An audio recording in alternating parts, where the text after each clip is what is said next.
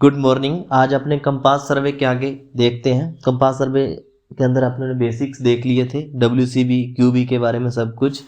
आज देखते हैं डिफ्लेक्शन एंगल के बारे में। डिफ्लेक्शन एंगल क्या है कि जब किसी एक लाइन को प्रोलोगेशन करते हैं, बढ़ाते हैं, और प्रोसीडिंग लाइन होती है, इन दोनों के बीच में जो एंगल बनता है डेल्टा, इसे बोलते हैं deflection angle. The horizontal angle between prolongation of a line to proceeding line is called deflection angle delta. जो इंटीरियर एंगल है उसे अल्फा बोलते हैं, जो पूरा एक्सटीरियर एंगल है उसे बीटा बोलते हैं, और ये डेल्टा के बारे में आपको मैंने बता दिया। तो beta minus alpha equals to 180 degree and alpha plus delta equals to 180 degree होता है। क्या डिफ्लेक्शन एंगल जीरो हो सकता है कभी? तो नॉट पॉसिबल। और ये 180 डिग्री से ज़्यादा हो सकता है? नॉट। तो रेंज है डिफ्लेक्शन एंगल की 0 से ज़्यादा और 180 डिग्री से कम। Never equals to 0 degree, never equals to 180 degree.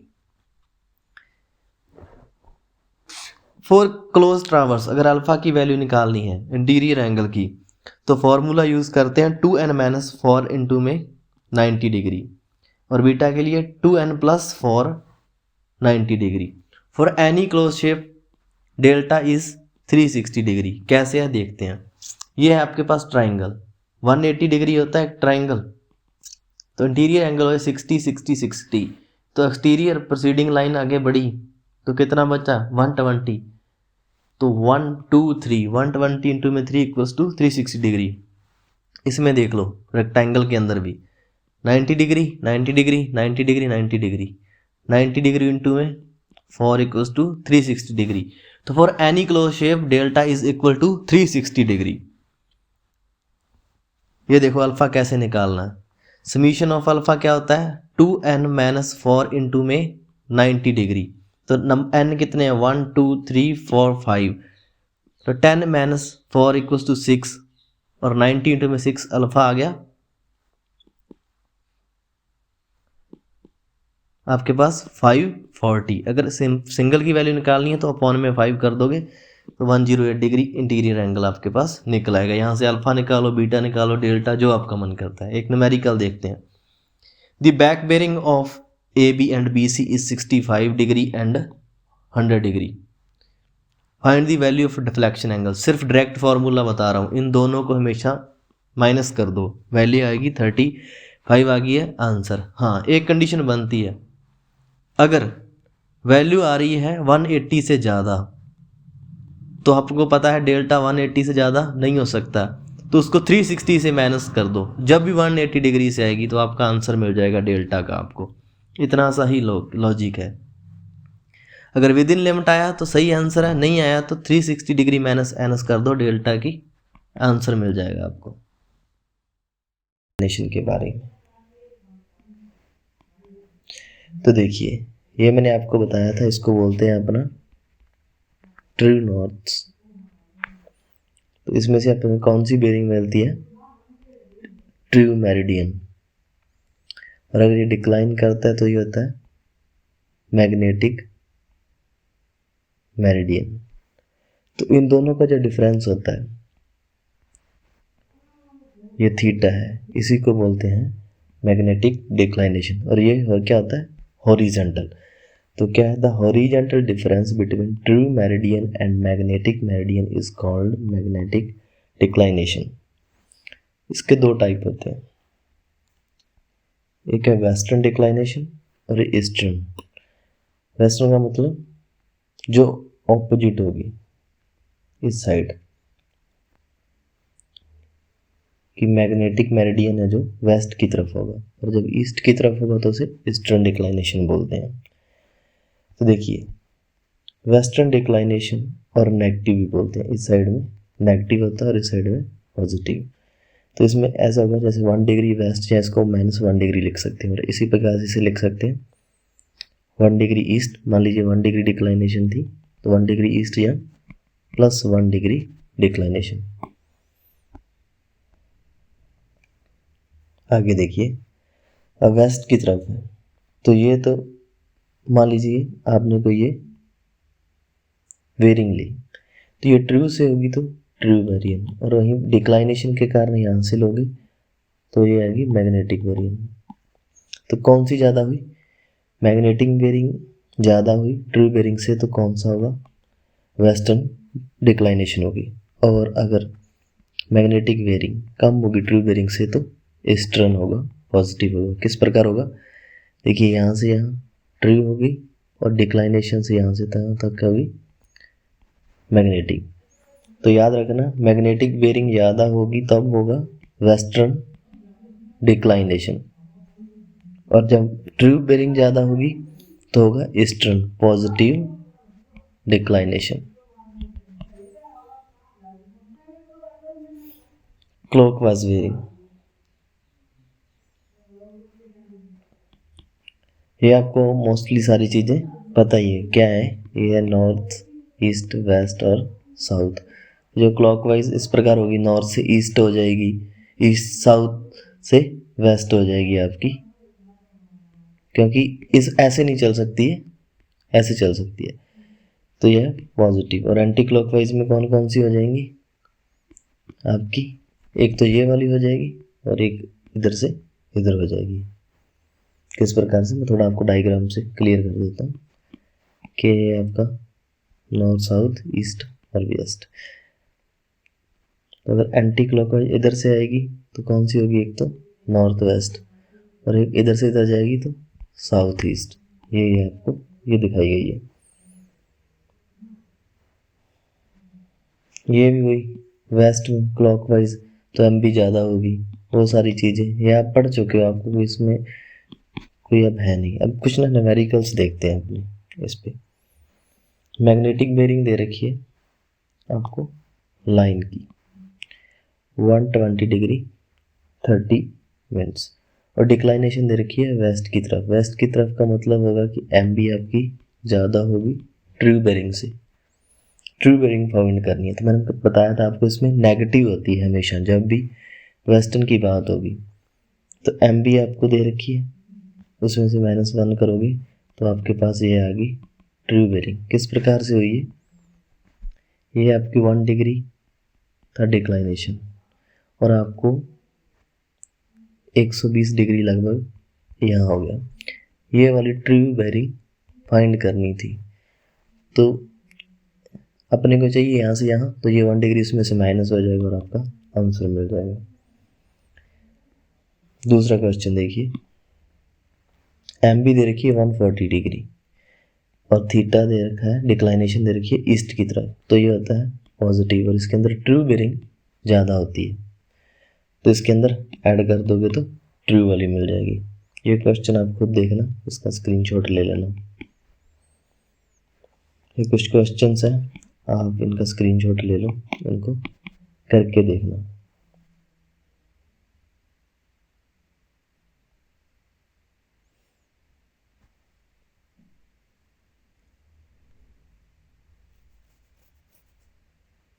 हाँ, एक ये क्वेश्चन मैं आपको करवा देता हूँ। मैग्नेटिक बेरिंग दे रखी है आपको 1 डिग्री 30 सेकेंड और डिक्लाइनेशन दे रखी है आपको वेस्ट की तरफ, मतलब माइनस।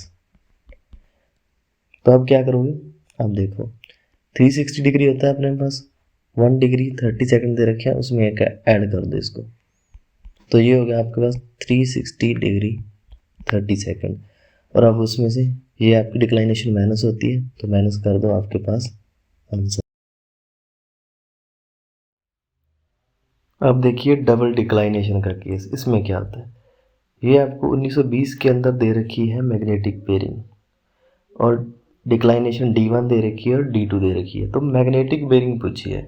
तो इसके अंदर थोड़ा ध्यान रखना, ये ट्रिक टाइप है, ईस्ट और वेस्ट दिया होगा, जब भी नॉर्थ साउथ ईस्ट और वेस्ट, ईस्ट और वेस्ट जब भी दिया होगा तो कैलकुलेशन के अंदर सिर्फ प्लस कर देना, ठीक है। और अगर वेस्ट और ईस्ट दे रखा है, वेस्ट से ईस्ट चल जाना है, तो दोनों नेगेटिव माइनस कर देना। अगर ई और ई दे रखा हो तो प्लस माइनस, और वेस्ट दे रखा हो तो माइनस प्लस। तो वही चीज़ है इसके अंदर। यहाँ से अपने को ट्रू बेरिंग चाहिए, तो ट्रू बेरिंग ई की तरफ आ रही है तो प्लस होती है तो ये होगी 260 डिग्री। और आपने को पूछा है मैग्नेटिक बेरिंग, और ई से D1 दे रखा है, ई D2 दे रखा है W। तो जब ई से W की तरफ आते हैं तो दोनों प्लस होते हैं। एक प्लस कर दिया है, दूसरा करना है, तो 218 डिग्री आपका आंसर आ जाएगा यहाँ से।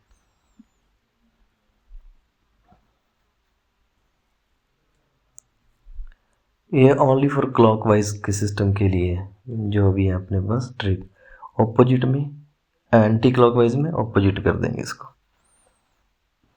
ये न्यूमेरिकल्स हैं, इनको देख लेना थोड़ा।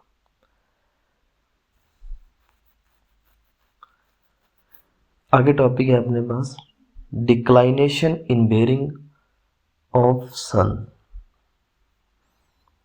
तो देखिए इसमें से क्वेश्चन भी पूछता है कई बार, मैं आपको क्लियर करता हूँ ये टॉपिक। तो देखिए सनराइज होता है अपने पास ईस्ट से, और सनसेट होता है वेस्ट से। ये अपनी ट्रू बेरिंग नॉर्थ में 0 डिग्री या इसको 360 डिग्री लिख सकते हैं।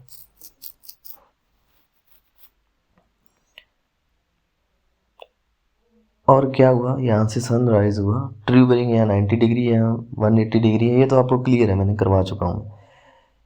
ये हो गया डिक्लाइनेशन ऑफ सन, ये है 89 डिग्री।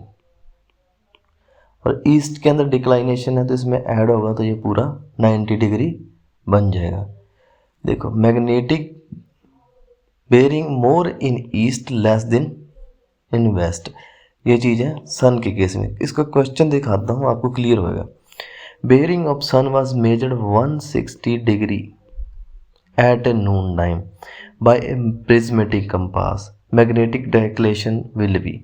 तो देखिए 167 दे रखा है तो नियर है किसके, 180 के, और उसने नून में भी बताया, तो नून में क्या है 180 डिग्री। तो डिक्लाइनेशन देखनी है, तो इसमें आ जाएगा 180 डिग्री माइनस 167, तो 30 डिग्री आएगा आंसर। और आएगा तो इस एरिया में, तो ईस्ट वाली साइड, तो डिक्लाइनेशन होगी ईस्ट की side. Measured bearing 180 degree at noon, ठीक है। तो डिक्लाइनेशन फाउंड करनी है, तो सिर्फ ये नून के करीब है तो 182 डिग्री दे रखा है, तो 2 डिग्री आंसर आएगा। तो आएगा कौन सी साइड, वेस्ट वाली साइड। 273 दे रखा है सनसेट की साइड, 273, तो कुछ इस साइड होगा तो आंसर आएगा वेस्ट के अंदर। शायद आप समझ गए हो इन चीज़ों को। ये मोस्ट इम्पोर्टेंट क्वेश्चन, ऐसे क्वेश्चन पूछे जाते हैं। मेजर्ड बेरिंग दे रखी है इतनी at noon time, Noon time means,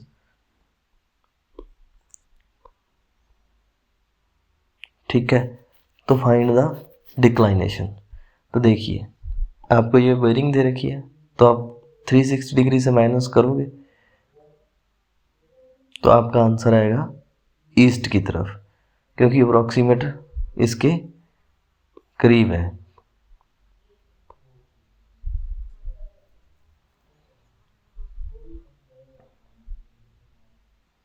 ये भी मैग्नेटिक बेरिंग दे रखी है सन की, इसको भी माइनस करोगे तो आंसर सेम रहेगा आपका, क्योंकि वो मैंने बताया था 90 डिग्री तक सेम रहता है। Variation in magnetic declination, magnetic storm of earth vary time to time as a pendulum. There are 4 type of variation in magnetic declination. कौन कौन से वेरिएशन हो सकते हैं, सेक्युलर, एनुअल, रेगुलर और डेली वेरिएशंस, ये हो सकती हैं 4 तरीके की। सेक्युलर वेरिएशन क्या होती है, ये होती है 250 ईयर्स के अप्रॉक्सीमेट, और इसको चेक किया जाता है एस्ट्रोनॉमिकल कैलकुलेशन से। एनुअल वेरिएशन जो साल के ड्यूरेशन में होती हैं, और ये 1 मिनट से 2 मिनट की होती है। इरेगुलर वेरिएशन होती है वोल्केनिक एरप्शन, अर्थक्वेक की वजह से, ये 1 से 2 डिग्री होती है। और डेली वेरिएशन 24 आवर्स के अंदर होती हैं, और ये भी मैक्सिमम 10 मिनट तक हो सकती हैं। ये क्वेश्चन पूछता है जी, इंपॉर्टेंट है, वेरिएशन इन मैग्नेटिक डिक्लाइनेशन, तो more in day and less in night, याद रखना डे में ज़्यादा होती हैं, लेस इन नाइट।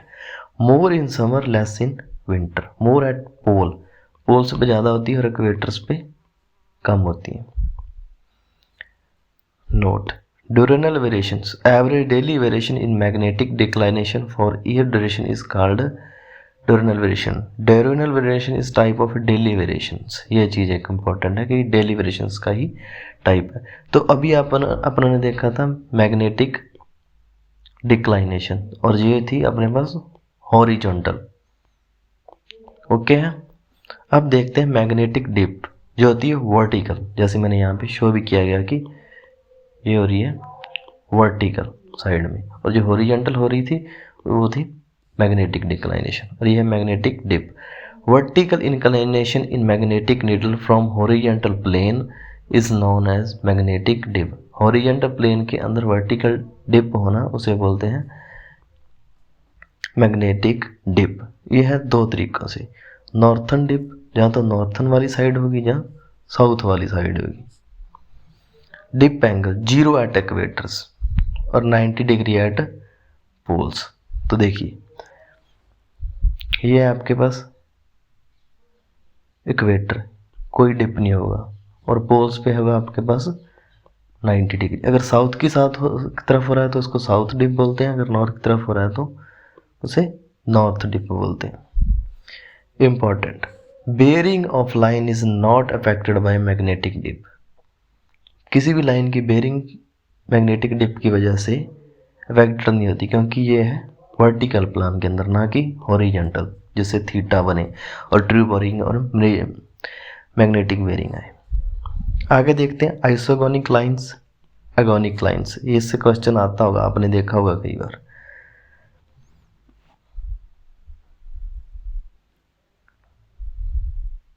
तो देखिए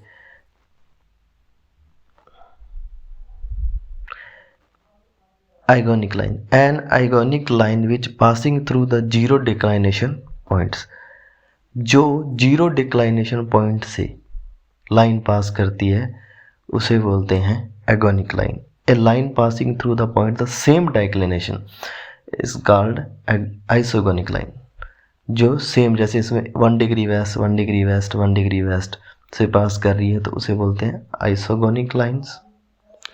और जो 0 डिग्री से पास करे, ए सबसे पहले आता है, ए का मतलब 1 या 0 नंबर पे, जो 0 डिक्लाइनेशन से पास करेगी वो एगोनिक लाइन, जो सेम डिक्लाइनेशन से पास करेंगे उसे आइसोगोनिक लाइंस बोलते हैं।